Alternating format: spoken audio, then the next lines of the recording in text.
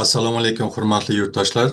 Yaqinda mana bu bir davlatning bizning vatanimizga nisbatan qilayotgan tahdidlari to'g'risida Obidxon bilan ko'rsatuvlar qilgandik va undan tashqari boshqa O'zbekiston faollari ham bu bo'yicha bir qancha ko'rsatuvlar, tahlillar qilmoqda va menimcha bu Rossiyaga yetib boryapti va shuning uchun ham hozirgi kunda bular yana ham jazavaga tushib, yana ham tahdidlarni kuchaytiryapti. Oldingi vaqtda Vladimir Solovyov tarafdan O'zbekiston bo'yicha, ya'ni Markaziy Osiyo, Armaniston bo'yicha maxsus harbiy amaliyot o'tkazish to'g'risida gapirilgandi. Undan keyin Dugin chiqib, Markaziy Osiyo davlatlarining mustaqilligini tan olmasligi, bular mustaqil bo'lish kerak emas degan ma'noda ko'rsatuvlar qilib chiqqandi. Игры кончились. Плевать на международные права, международный порядок. Если нам для нашей национальной безопасности необходим был начать СВО на территории Украины, почему, исходя из тех же самых соображений, мы не можем начинать СВО и в других точках нашей зоны влияния? Поэтому нельзя согласиться с существованием суверенной Армении, или суверенной Грузии, или суверенного Азербайджана, суверенного Казахстана, суверенного Узбекистана, Таджикистана, Киргизстана. Ничего суверенного в этой новой модели существовать не может. Albatta, Vladimir Solovyovdan keyin Rossiya Tashqi ishlar vazirligi xodimasi bo'lgan Mariya Zakharova tarafdan u uning shaxsiy fikri deyilgandi. Lekin keyingi chiqayotgan tahdidlarga bular bironta javob qaytarmadi yoki biron bir o'zlarining fikrini bildirmadi. Endi esa hozirgi paytda, ya'ni yaqinda Rossiyaning Rossiya 1 telekanalida bir qancha siyosatchilar chiqib, yana mana shunaqangi tahdid bilan o'zlarining fikrini bildirmoqda. Keling, avvalambor mana shu videoni ko'raylik, keyin undan keyin suhbatni boshlaymiz. Постсоветским пространством, на мой взгляд, крайне важно все-таки провести очень серьезное такое переосмысление всей нашей политики. Все-таки я продолжаю утверждать, что наша политика в отношении постсоветского пространства, она, скажем так, была не сильно эффективной. Ситуация, при которой Россия всем должна, а России никто не должен ничего, это ситуация тупиковая. Да, это позволяет постсоветским странам постоянно шантажировать нас вот разными такими проектами. А если нет, то мы и так решаем за них кучу проблем. Это касается трудовой миграции, это касается и помощи, которую мы оказываем, и многого-многого другого. Но и при этом мы все время должны. На мой взгляд, вот что сказать, не обижайтесь, но тем не менее, отчасти вот такая тональность, она стала одной из причин того, что сейчас происходит с Украиной. Одной из причин совершенно. То есть, когда надо было... А мне что обижаться? Я высказался гораздо жестче. Вон там нервные посла нашего вызывали. Ой, про этих-то? Они вообще все нервные такие. А знаете почему? Вы лучше подумайте, что вы делаете не так, что я вынужден о вас так говорить. Владимир, а знаете, почему они нервные такие? Потому что знают, что я прав. Это первый пункт. Есть и второй. Да. Есть и второй, мы их разбаловали. Да. Мы их разбаловали. Ах, вы не так посмотрели? Ах, вы не так сели? Вы не так встали? Вы не так повернулись? Вы о нас что-то подумали не такое? Мы такого терпеть не будем. И так не скажи. На самом деле, мы их разбаловали. Они должны знать свое место.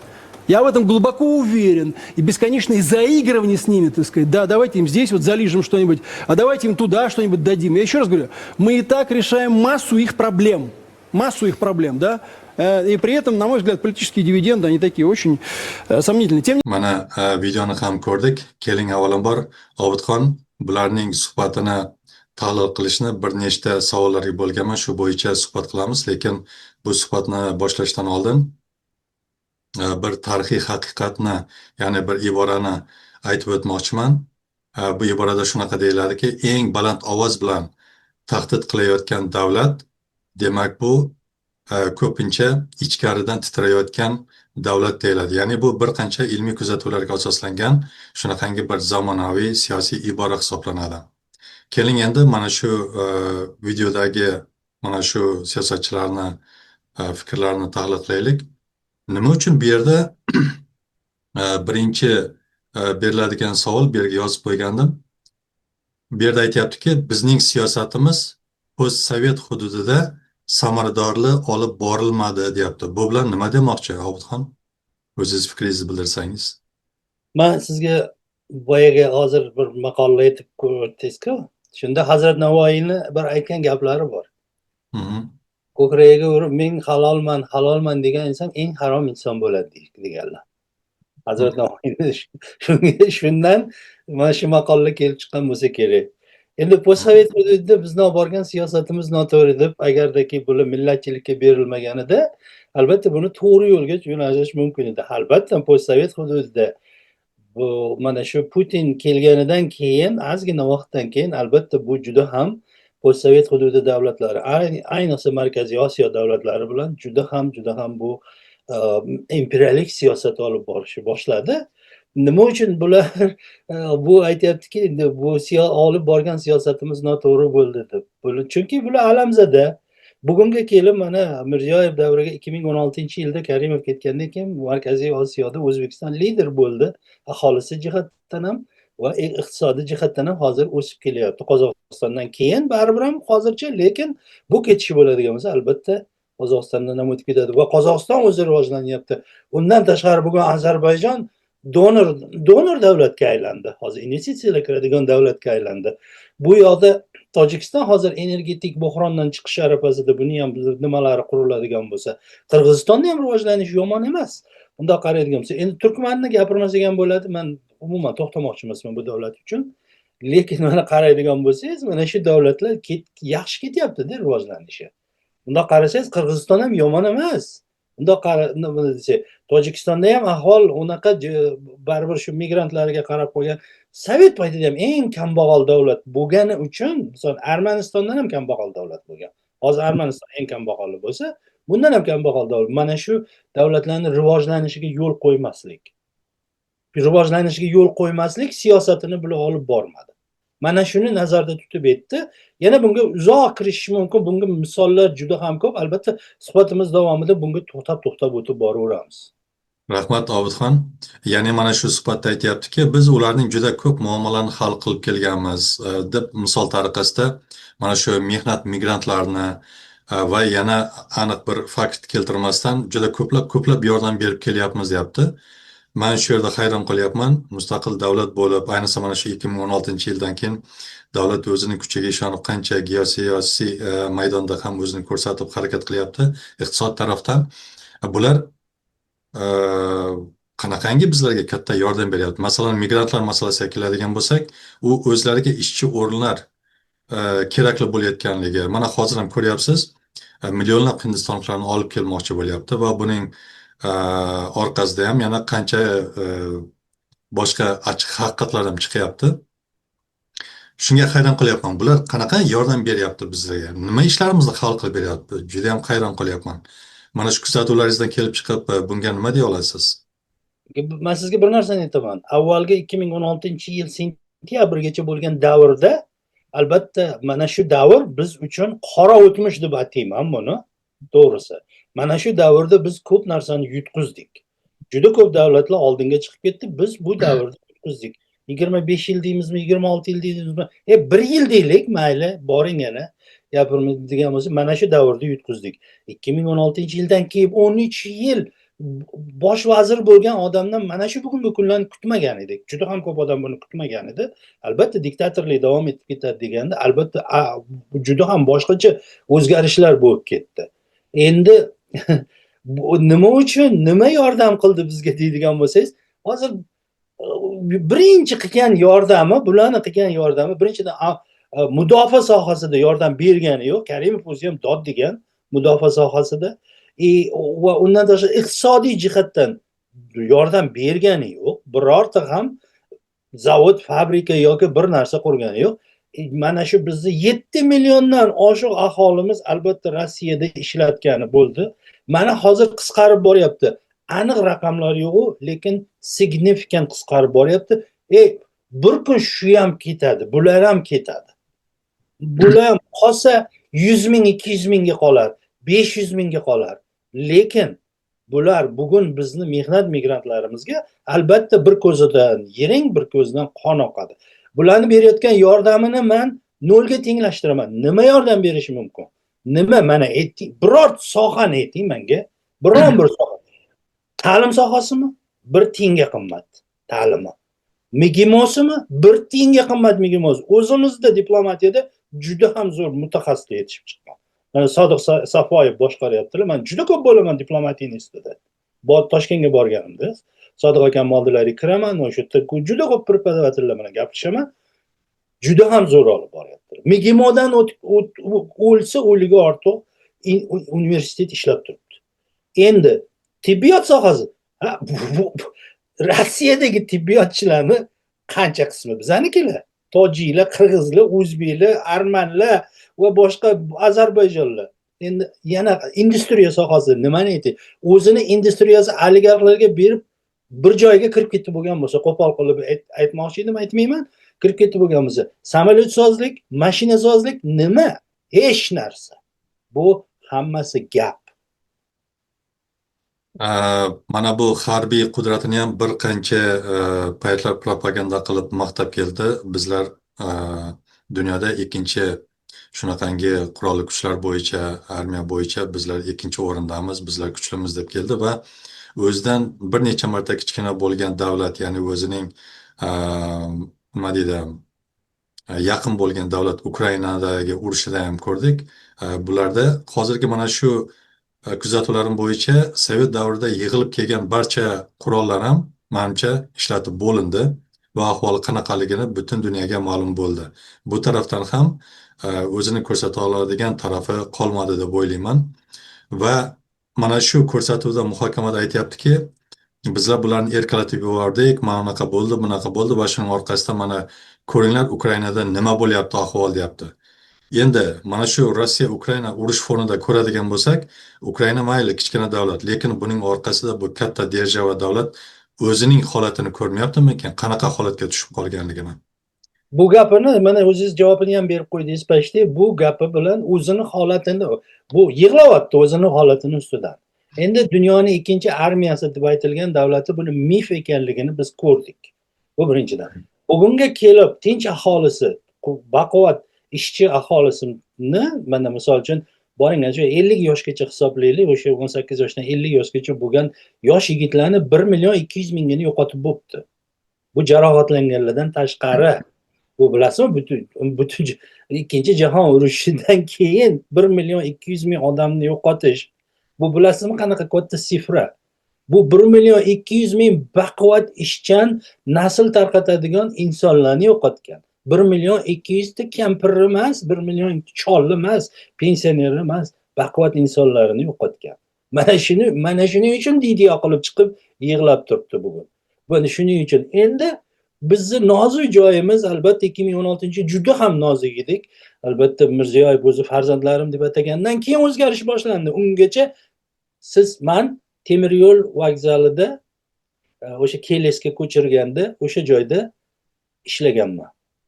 O'sha joyda o'sha temir yo'l vokzalida rahbar bo'lib ishlaganman. Temir yo'lchi bo'lib emas, boshqa sohadagi. Ana o'shanda o'zbek millatini xor bo'lganini vagonda kelib 85 vagonlarda kelayotgan mana shu yurtdoshlarimizni ko'rib, men o'sha joyda 2,5 oyda o'zim ariza yozib o'sha joydan ketganman. Chunki men uni tasavvur ham qilolmas qanchalik xor bo'lib kelishini. Koridorlarda ustma-ust odamlar, живой odamlar ustma-ust taxlanib kelardi. Ishonasizmi shu gapga? Men shu narsani o'zim ko'zim bilan 2000-yilda ustma-ust taxlan. Buni provodniy brigadirlar kolxoz deb atardi. Kolxoz olib kelamiz deb vagonga chiqib bo'lmas edi. Bizni xodimlar vagonga chiqish uchun doddirdi. Agar bitta vagonni bir kun bir polniy tushirganda vokzalda joy qolmagan. Bitta vagonga qancha odam sig'adi? Maksimum plaskart bo'lsa 65 ta odam sig'adi. Lekin 65 ta odamni temir yo'l stansiyasiga tushirganingizda hech qancha joy egallamaydi. Bitta vagonni to'liq tushirganimizda temir yo'l stansiyasi joy qolmagan. Uni soni qancha bo'lishi mumkin? Kamida 300 ta odam olib kelgan. Tasavvur qilyapsizmi? Mana shunday holatga olib borib qo'yganidir mana shu Karimov degan inson. Bugun o'zgarib, mana o'shanaqa poyezdlar yo'q bugun. Samolyotlarda uchib kelishyapti, boshqa qilishyapti. Lekin bu ham bir kun to'xtar. Men aytamanki, bir kun bu mehnat muhojirligi ham qolsa 200, 300, 500 mingga qolar. Qolgan hammasi chiqib ketadi. Chunki bular shunga olib boryapti. Boya gapirib o'tdingizki, Hindistonliklar to'g'risida 1 million deysiz. 1 million Hindistonlikni olib kela olmaydi. Birinchidan. Endi 1 million Hindistonlikni olib keladigan bo'lsa, Leninni o'ligini oldim, mana shunda tarakan, kokrocher chiqadi. Buni garantiya. Mana bizda hindlar bor, o'zingiz oldingizda ham hindlar bor, buni ko'rasiz. Shuning uchun 1 million hind olib kelolmaydi. 1 million hind hech qachon 1 million hind 10 mingta o'zbekni ishini qilib bera olmaydi. O'zbek emas, mana shu bizni vatandoshlarimiz ishini qilib bera olmaydi. To'g'ri, Mana qor tozalayotganini ko'rib turibsiz. to'g'ri. Lekin Rossiya prezidenti o'zi 3 million deyapti, lekin taxminlar bo'yicha 5 million olib kelmoqchi. Lekin endi buni vaqt ko'rsatadi, ko'ramiz. Lekin hozirgi kunda уже mana shu kelgan hindlarning orqasidan chiqayotgan videolar, holatlar, Rossiya xalqining o'zi mana shu Markaziy Osiyo davlatidan kelib ishlayotgan migrantlarga qanchalik zorligini o'zlari endi aytyapti, endi tushunib yetyapti. Lekin mana bizda oqlon olib borilayotgan mana shu ko'p sektorlik siyosat orqasidan mana sekin-sekin migrantlarimiz o'ta kamayib boryapti. Albatta bu uzoqqa cho'zilmaydi. Bunaqangi davlat mustaqillikka endi qadam qo'ygan paytlari bunaqangi holatlar hamma davlatda ham bo'ladi. Men o'ylaymanki, hozir yaxshi tarafga qarab o'zgarib boryapti. Qarang, Obidxon mana shu videoda aytyaptiki, ya'ni oldingi Vladimir Solovyovning oldingi chiqishlarida bir qancha joyida juda katta javoblar, qat'iy javoblar berildi. O'zbekiston tarafdan ham, faollar tarafdan bu albatta buni kuzatib borishadi-ku Rossiya. Va shu yerda Solovyov aytyaptiki, bular asabiy deb, hatto men shu yerda kuzatdimki, O'zbekiston nomini ham tilga ola olmayapti hozir. Chunki uning orqasidan unga mancha dakit tekkanga o'xshaydi. Va qolganlari ham O'zbekiston nomini tilga ola olgani yo'q va haqiqatan ular asabiy deyapti. Agar unda olib qaraydigan bo'lsak, O'zbekiston emas, Rossiya hozir jazavaga tushgan, asabiy, o'shaning uchun ham tahdidlari kuchaygan. Bunga siz nima deb javob bera olardingiz, o'zingizning kuzatuvlaringiz asosida? Birinchidan bizanikilar asabiy emas, ularning o'zida asabi charchagan. Asabiy demaylik, ularni asab kasaliga uchragan, buni boshidan oxirigacha. Solovyov aytishdiki, bu o'zini kanalida gapirgan. Mana bugun Solovyov mani gapim dedi deb o'zini gapini mana markaziy televideniyada, davlat televideniyasida gapirdi. Bu degani albatta bizni endi O'zbekistonni tilga olmadi deganimizda Markaziy Osiyo deb tilga oldimi? Tamom. Hisob. Buning uchun endi bu asabi, bularning o'zini asabi, biznikilarning asabi juda ham zo'r. Men sizga bir narsani mana bashorat qilib aytaman. Bashoratchi emasman, bir narsani oldindan aytaman. Turkiyaga bugun Turkiyaga oldin kuch ishlatma tizimlari borib keldi. Bugun mana prezident o'zi o'sha yerda. Mana ko'rasiz, bu yog'iga nima bo'lishini ko'rasiz. Hali Putinni o'zi jazavaga tushmasa bo'ldi. Televideniya orqali. Masalaga ko'rsatib qo'yaman, undoq qilaman, bundoq qilaman deb. Erdo'g'on ham u yoqda yaxshi kutib olib, hozir hamma ministrlar borib, hozir bu endi jazavani bu yog'i bo'ladi. Bu 3 ta jinni chiqib gapirdimi? Birinchisi ana quzg'un, ikkinchisi ana u nima deydi? Alvastini eri, uchinchisi mana bu jinni. To'g'risi, bularning ismini aytmoqchi emasman, mana bu bularga aytaman. Quzg'un, qarg'a quzg'un, alvastini eri, mana bu jinni. Uchinchisi. Endi to'rtinchisi chiqadi, beshinchisi chiqadi. Bu yerda bir narsaki, bizni faollar chiqib gapirishyapti. Bitta Qudratxo'jadan, Sherzod Qudratxo'jadan tashqari qolganlari bu ikkinchi darajali, hamma insonni ikkinchi daraja bo'lmoqchi emasman, davlat amaldorlaridan juda ham kam gapiryapti. Bularni bulbuli bilan o'ynab, undoq bundoq deb gapirdi, qo'ydi. Lekin bir narsani aytish kerakki, hozir bizanikilar hali to'liq reaksiya bildirgani yo'q. Prezident, men o'sha kuni sizga aytdimki, hali bir gap chiqadi deb. Mana prezident o'zlari aytdilar, aytdiki, "Sanlar qo'rqasanlar, kutib o'tirasanlar" deb. Men o'sha kuni sizga nima dedim? Bular kutib o'tiribdi, tepadan nimadir ekan deb. Oxir prezident chidamadi, chiqdi-da, chet eldagi muhojirlardan men o'zim qayg'uryapman. Sanlar qo'rqasanlar, o'tirasanlar dedi. Shundan keyin nima bo'ldi? Hattoki tashqi ishlar vaziri emas, tashqi ishlar vaziridagi qandaydir departamentni boshlig'i Rossiyani posolini kabinetiga chaqirib bundoq qilib ko'rsatdi. Mana ko'ryapsizmi? Lekin men aytamanki, Abdulaziz Mannopovich, biz sizni sog'indik, qayting. Bu ministerga javob. Birorta bir joyga jo'natinglar buni elchi-pelchi qilib, Abdulaziz Mannopovich qayting, sizni keskin so'zlaringiz bugun juda ham kerak bizga. Obidxon, 20-asrning tarixchisi bor, Arnold Toynbee degan. u mana shu sivilizatsiyalarning yemirilishini, halok bo'lishlarini o'rgangan olimda u shunaqa deyiladiki, sivilizatsiyada halok bo'lishi bu uning deydi kuchida emas, uning ichki yemirilishidan dalolat beradi deydi. Hozirgi kunda agarda bizlar mana shu tahdid solayotgan davlatni kuzatib boradigan bo'lsak, haqiqatdan ichkaridan ham yemirilib boryapti. Ya'ni shu hukumatda olib borilayotgan mana shu siyosatida ham ko'rinib turibdi, bu yerda adolat yo'qolgan. Adolat yo'qolgan joyda ichki inqirozlar ham boshlanadi.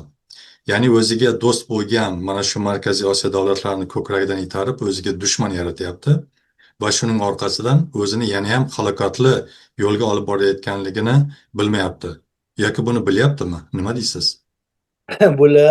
bular hozirgacha ham o'sha inglizchada nose up deydi-ku. Bular ham hali burni osmonda. Bular hozirgacha ham bular o'zini dunyoning ikkinchi qudratli armiyasiga ega bo'lgan kuchli davlat deb hisoblaydi. Moskvadan shunday chiqsangiz, ahvoliga maymunlar yig'laydi. Moskvadan chiqib. Mana Rizan viloyatiga o'tadigan bo'lsangiz, u yerda tashlab ketilgan qishloqlar to'g'risida YouTube'ga kirsangiz, yuzlab, minglab videolar bor. Bularni o'zi bu siz aytib o'tdingiz-ku Arnoldni men ham o'qiganman. Imperiyalarni yemirilishiga ularni kuchsizlanishi emas, ularni kambag'allashishi emas, ularni kuchli imperiyalar o'zi ichidan yeb yo'q qiladi degan. Buni misollarini ham keltirib o'tgan. Bu misollardan biri mana shu imperiyaning ichidagi ichki nizolar va imperiyaning ichidagi korrupsiya, imperiyaning ichidagi buzg'unchilik va tarafkashlik, mahalliychilik deb aytib o'tgan. Yana bir nechasini keltirib o'tgan. Men o'qiganman. Bir necha misollarni keltirib o'tgan. Karimovning ham bir kitobi bor edi. Mustaqillikka tahdid bu.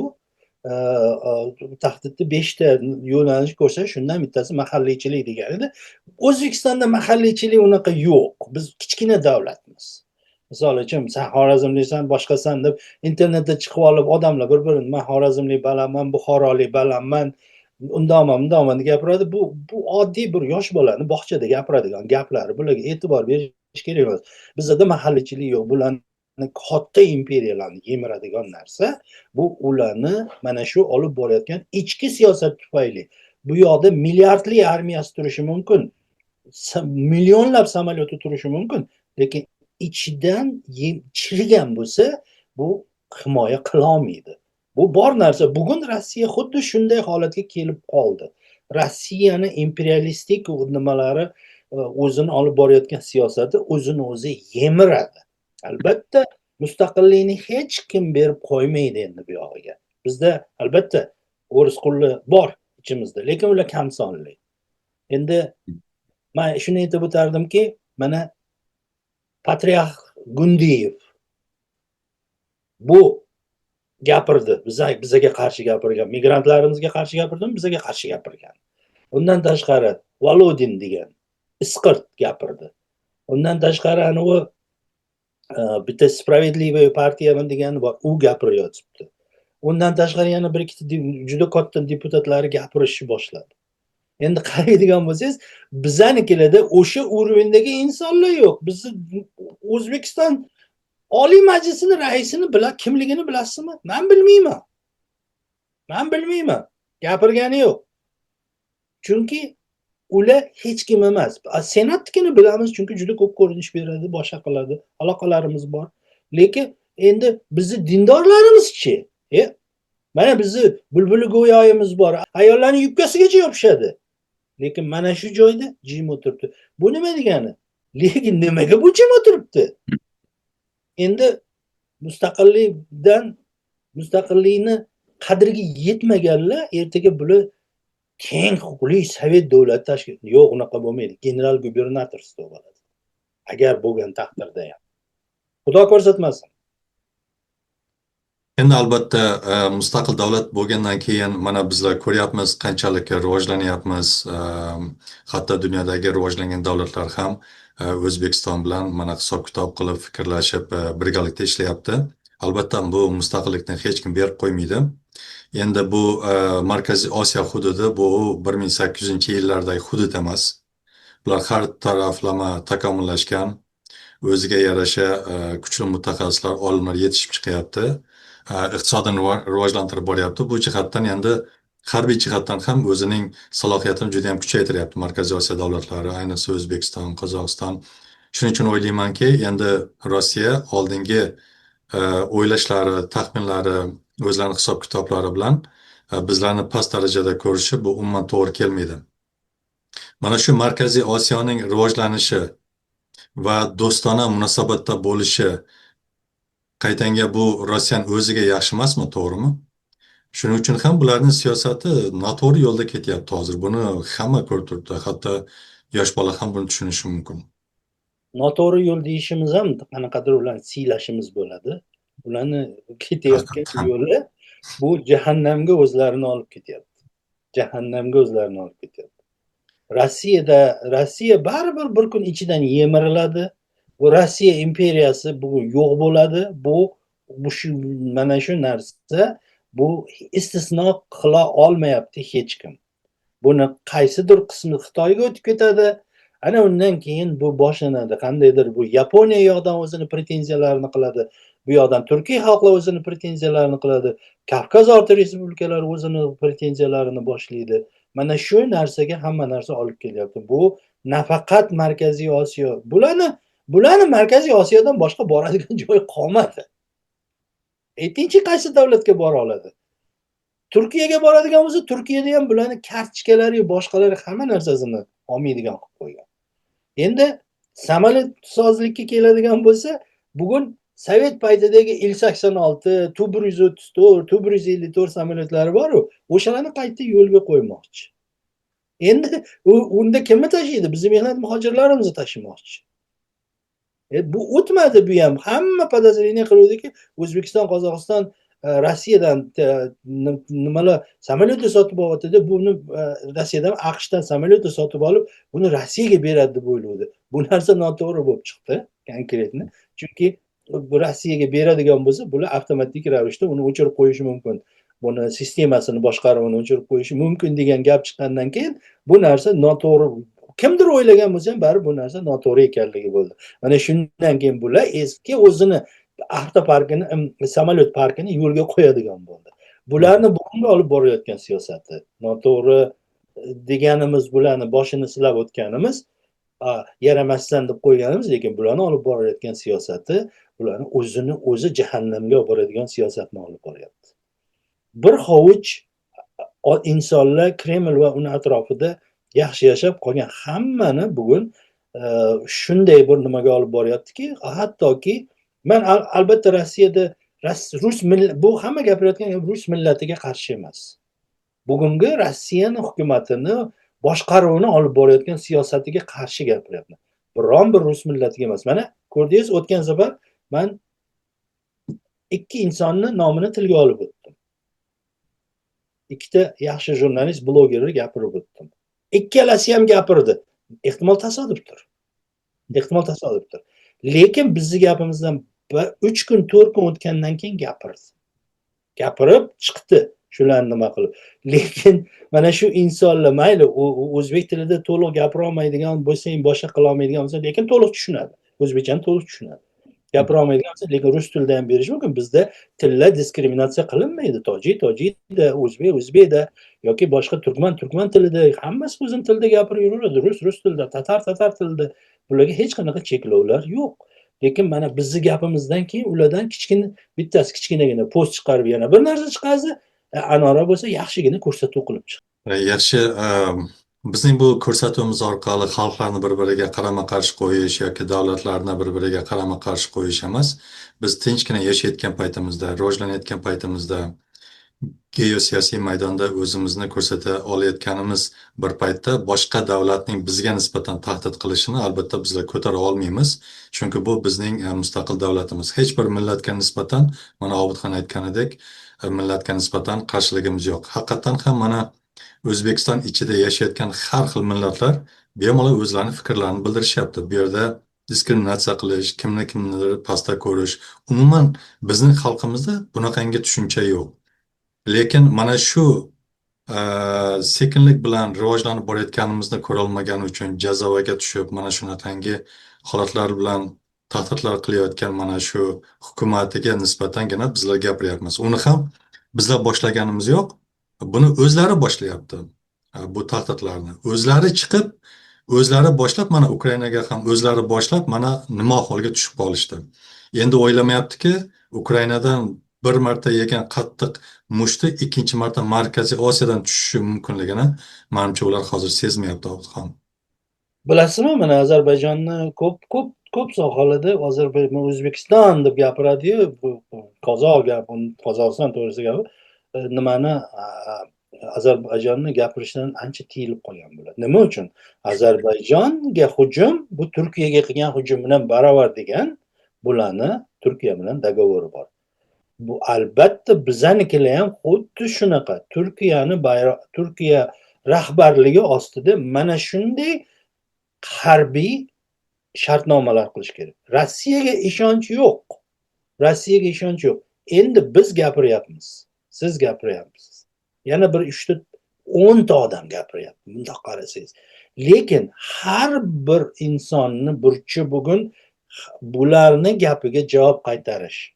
Bularni gapini, shu rus gapini tushunadigan har bir inson qo'liga smartfonni olsin-da, kichkinagina rolik qilib YouTube'ga qo'ysin, Facebook'ga qo'ysin, TikTok'ga qo'ysin. Bularni hammasini ular eshitadi.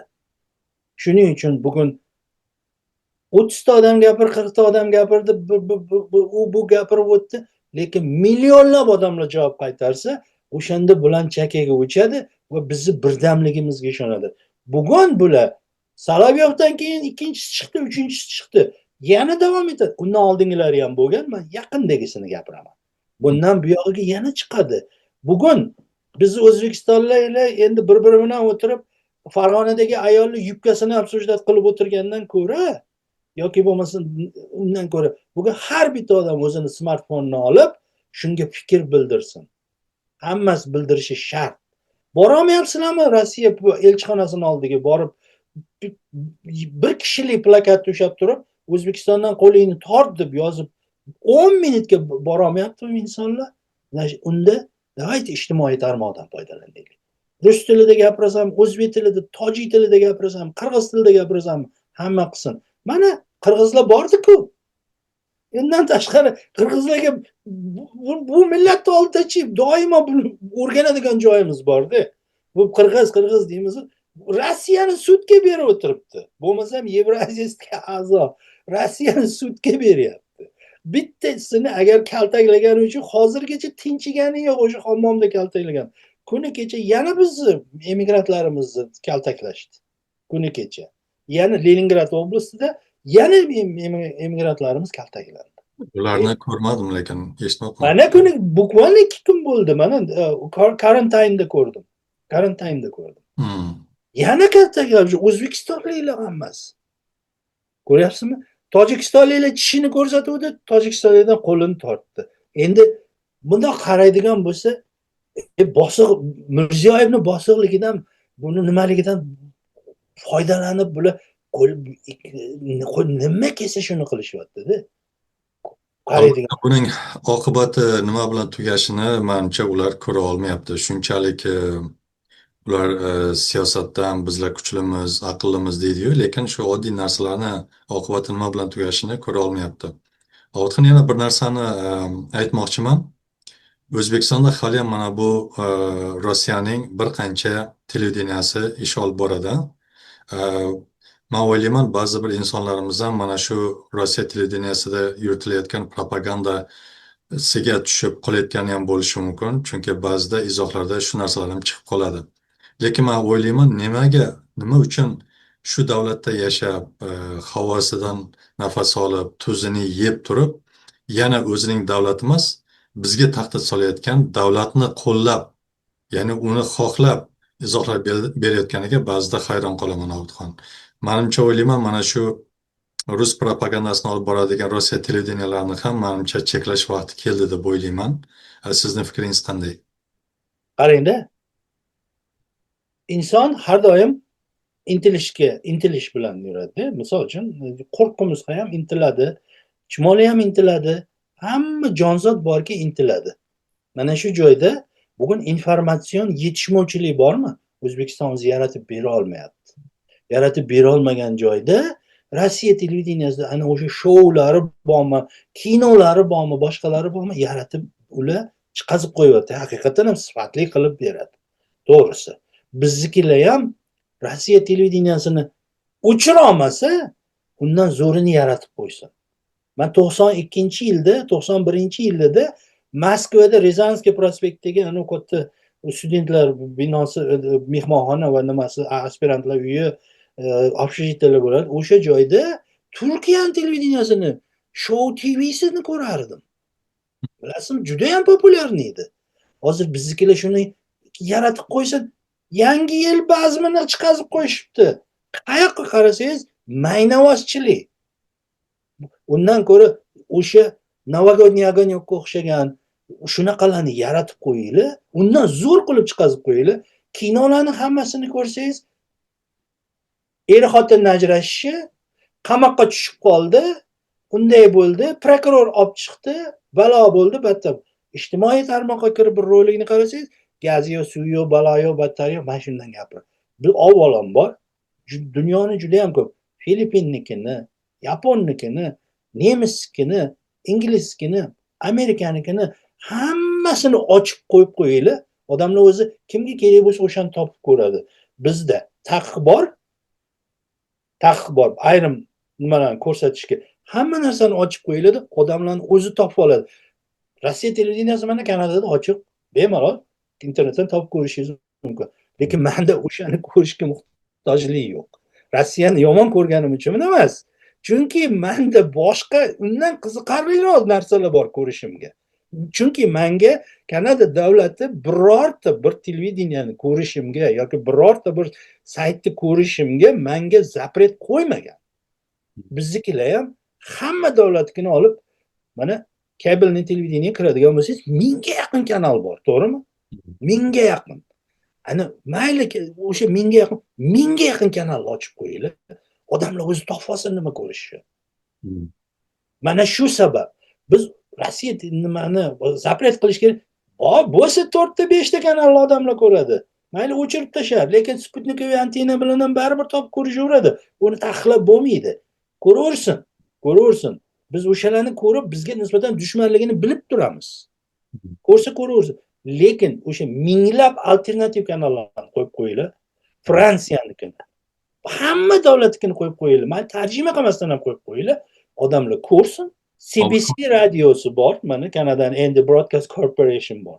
Buni markaziy binosi, provinsiyalardagi binosi O'zbekiston televideniyasi binosidan kichkina, hammasini birga qo'shganda. Bizga bilasizmi, shu Paxtakorda oldin bitta bino bo'lardi. Ana o'sha territoriya hammasi O'zbekiston televideniyasiga berilgan. U joy bilasizmi qancha katta maydonda joylashgan? Gollivudda keladi uni territoriyasi. Lekin ular chiqazayotgan narsasini ko'rib bo'lmaydi. Men yangi yil bazmini juda nima qilib yangi yil bazmi, Navro'z bayramlarida chiqib ko'raman. Ana u to'g'risi Ozodbek bilan Yulduzni eshitmayman. Qachon qarasangiz o'shalarni qo'yib qo'yadi birinchi o'roq. Nima boshqa yo'qmi? Yani shuning uchun ham odamlarda alternativa yo'q bo'lgani uchun faqat o'sha Rossiyani ko'rishga majbur bo'ladi. Informatsion kanallarni qaysi tilda bo'lsa ham ochib qo'yish kerak. Yechim shu. Endi familiyalardan mana to'g'ri совпадение bo'lishi mumkin. Mana biz familiyalarni mayli bu yog'iga bizlarnikini qoldirsanglar, bundan keyingilarga familiyani mana shu ruscha qo'shimchasini olib tashlaylik dedik. Mana ko'rdingiz, qonuniy bunga ruxsat berishdiki, tug'ilgan bolaga ota-onasi xohlagan ismni berishi mumkin deb chiqdi. Bukvalni bizning gapimizdan keyin bir haftadan keyin shu narsa bo'ldi. Juda yaxshi. Obidxon, yana bir kuzatuvlarimdan biri shundaki, mana Rossiya Ukraina urushi boshlanishidan oldin Rossiya tarafdan axborot urushi boshlangandi birinchida. Lekin mana oxiriga kelib kuzatdiki, axborot urushida ham Ukrainaga yutqazdi Rossiya. Endi xuddi shu axborot urushini hozir Markaziy Osiyoga boshlaganga o'xshaydi. O'zbekiston mana shunday axborot urushiga tayyormi? Bunga nima deb o'ylaysiz? O'zbekiston axborot urushiga tayyor emas. Axborot urushiga mana bizga, sizga o'xshaganlar boshlashi kerak. Undan tashqari mana shu narsalarga albatta pul ajratib, mana shu O'zbekiston televideniyasi jannatdan xabarlar emas. Bular mana shu axborot urg'ishlariga tayyorlanish kerak. Mana bu xususiylar bo'lgan, mana Sevimli bor, boshqa bor, MyFi bor, boshqalar bor. Hammasiga kirsangiz maynavozchilik hamma joyda. Biror joyda yangilik yo'q. Yangilik yo'q. Informatsion urushga qarshi gap yo'q. Hammasi o'sha YouTube kanallarda chiqib turibdi xolos. Lekin televideniya orqali yo'q bu narsa. Chunki bu bizda hammasi prezidentni o'zi chidamasdan gapirib yubordi. Birodarlar, sizlar qo'rqasanlar dedi. O'shandan keyin ertasigayoq ministr chaqirtirsa kerak deb o'tirdim. Departament boshlig'i chaqirdi. Как раз Rossiyani tumshug'ini pastga qaratib qo'ydi. Juda ham yaxshi ish qilishdi. Lekin shunga qaramay aytamanki, Abdulaziz Mannapovich qaytish kerak bu ishga. O'zini kursisiga qaytib, shu odam boshqarish kerak. Agar kuch-quvvatlari yetarli bo'lsa. O'zi hozirgi zamonaviy dunyoda mana shu birinchi qadam bu axborot urushi bo'ladi. Axborot urushiga tayyor turish kerak va shunga tayyorgarlik ham ko'rish kerak. Chunki axborot urushi orqaligina ham yengib qo'yish mumkin. Chunki axborot urushi orqasidan u davlatdagi xalqni o'ziga qarata olishi ham mumkin. Eng xavflisi mana shu hisoblanadi. Shuning uchun ham hozir mana Obidxon aytgandek tayyormiz deyapti. O'zbekiston ham endi siyosiy maydonda bo'lgandan keyin axborot urushlariga ham tayyor turish kerak deb o'ylaymiz. To'g'rimi? Sovuq urush. Axborot urushi bu sovuq urush. Siz bilasiz, ana o'sha Sovet ittifoqi bilan G'arbni urushi sovuq urush bo'lgan. O'zingiz yaxshi bilasiz. Mana shu sovuq urushda G'arb yengib chiqdi, bitta dona o'q otmadi. Hamma narsani ko'rsatib tashladi. Звездный войнni o'ylab topdi mana Ronald Reagan. Aslida u hammasi dokumentalniy bir narsalar. Kim o'sha yoqqa yadroviy bomba qo'yadi? Aqlingiz orqali boshqarish bu paytda unchalik internet informatsion texnologiya rivojlanmagan edi. Lekin shunga qaramasdan SSR iqtisodiyotini katta qismini mana shu Звездный войнga qaratib qo'ydi. O'sha yulduzlar urushiga qaratdi-da. Mana ko'ryapsizmi? O'sha sovuq urush baribir o'sha sobiq Sovet ittifoqini yengib chiqdi. Bugun mana o'shanga qarab ketyapti Markaziy Osiyoni davlatlariga qarshi Tojik, Qirg'iz, Qozoq, O'zbekistonga qarshi yana Kavkaz orti davlatlaridan Ozarbayjon bor, Armaniston mana qo'shildi. Mana bularga qarshi sovuq urushni bular boshlab yubordi. Lekin bu urushga albatta bunga tayyor bo'lib turish kerak va boshlash kerak. Yana buni kutib o'tirmaslik kerak edi, tepadan prezident nima dirkilladi deb o'tirmaslik kerak. Boshlash kerak, yoqmasa jim bo'lish kerak. Boshlab qo'yinglar, yoqmasa aytishadi tepadan jim bo'l deydi. To'xtatarsan. Lekin boshlagani ham yo'q. Haqiqatan hozir mana shunday holatlarga ham tayyor turishimiz kerak. Obidxon, mana bu videoda ko'rsatilgan fikrlar bo'yicha o'zimizni fikrlarimizni bildirdik. Qo'limizdan kelgancha tahlil qildik. Endi mana shu qisqa ko'rsatuvni ham endi yakunlasak bo'ladi. Shu ko'rsatuvda endi bir haqiqat, ya'ni tarixiy bir haqiqat bor, ya'ni adolat yo'qolgan davlat bu birinchi bo'lib qo'l ko'taradi deydi. Ya'ni hozirgi mana shu bizga tahdid solayotgan davlat hukumatida adolat yo'qolganga o'xshaydi. Chunki shuncha yil do'stona munosabatda bo'lgan o'zining qo'shnilarini, ya'ni Markaziy Osiyoni ham do'stona sifatida ko'ra olmasdan tahdid bilan, qo'rqitish bilan ovora bo'lib qoldi. Bu demak adolatdan emas. Obidxon, sizga katta rahmat. O'zingizning fikrlaringiz bilan har doimgidek shu savollarga o'z o'rnida javob berayotganingiz uchun, misollar keltirayotganingiz uchun albatta sizga katta rahmat aytaman. Agar biron bir teletomoshabinlarga, xalqimizga biron bir fikrlaringiz bo'lsa aytishingiz mumkin. Bo'lmasa yakunlaymiz. Xalqimizga aytadigan gapim shu. Boya gapirib ham o'tdim. Hissiyotga berilmasdan mana shu berilayotgan fikrlarga millionlab biz video, ovozli qilib javob qaytarishimiz kerak. O'shanda biz kuchli bo'lamiz. Boshqa so'zim yo'q. Millionlab biz javob qaytarishimiz kerak.